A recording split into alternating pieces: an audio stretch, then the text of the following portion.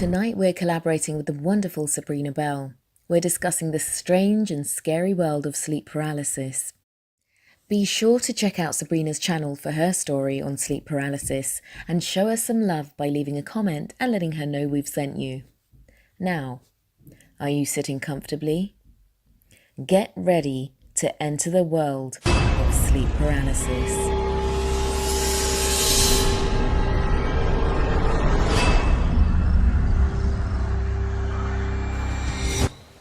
Imagine the following scenario.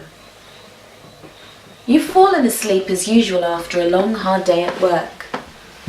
You hope you'll have pleasant dreams and wake up in the morning feeling refreshed.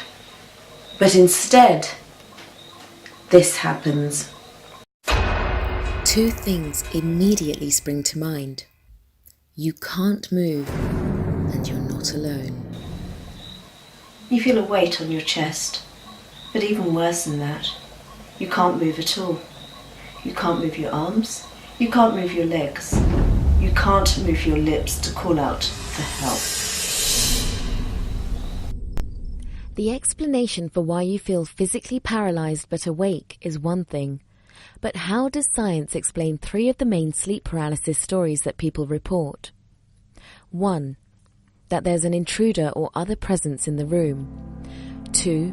That there's some kind of sleep paralysis demon pushing down on your chest, strangling or doing other unpleasant things to you. And 3, having an out-of-body experience. The first two are usually explained by a combination of 3 occurrences.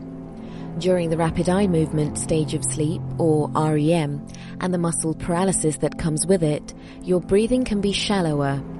When you try to breathe deeply, you may feel that you can't. Your brain might then misinterpret this as a feeling of being strangled or a presence pushing down on your chest. When you feel threatened, your body naturally reacts with its fight or flight defense mechanism. So if you wake up, are unable to move and it's dark, you may react to the sensation of paralysis and breathing difficulty by thinking that something bad is happening. In addition to this, there's also the confusion which can occur as your dreams or nightmares overlap with reality. If you wake up from a dream but remain paralyzed, sometimes your dream imagery can appear to map onto the real world. So you may have your eyes open but still see, hear, or feel some of the strange or frightening things which you were just dreaming about. When you add all of the physiological elements that come with suddenly finding yourself paralyzed, you have all the ingredients for being very scared.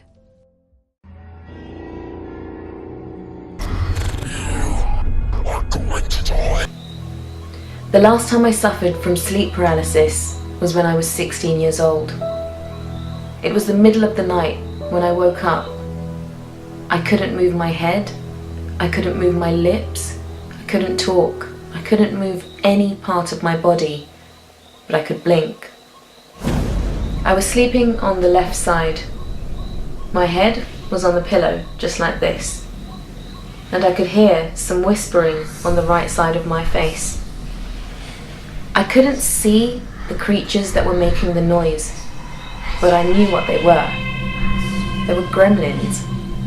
Brown, greenish sort of gremlins, and I could see them from my peripheral vision.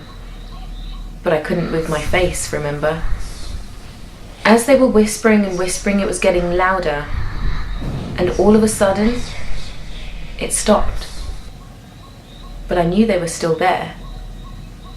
But something else entered the room at that point, and I couldn't turn my head to see what it was. What could it have been? I was so tired one night. I went to bed early, hoping for a good night's sleep. Unfortunately, that was far from the case. I don't know what time it was, because I was unable to move to look at my phone, but I felt I was wide awake in my room, but I couldn't move. I was literally frozen. My heart started to race. I felt something approaching, something sinister, something evil. I swear it was getting closer and closer to me. It almost felt like it wanted to kill me. It was the first time I ever experienced sleep paralysis. I woke up and managed to fight away whatever was approaching me. But it happened again 2 nights later. And this time it was even more sinister. So again, I was really tired and went into a deep slumber. The next thing I knew, I felt this thing, whatever it was, right near my face. I could feel hot, rotting breath near my ear, and I could smell it. It smelled like decaying meat. The most horrific part though was when it said, "You better wake up before I kill you." We're very honoured to be doing a collaboration with Sabrina Bell, where we will be talking about sleep paralysis and our own personal stories. Don't forget to check out Sabrina Bell's channel. The link will be down below.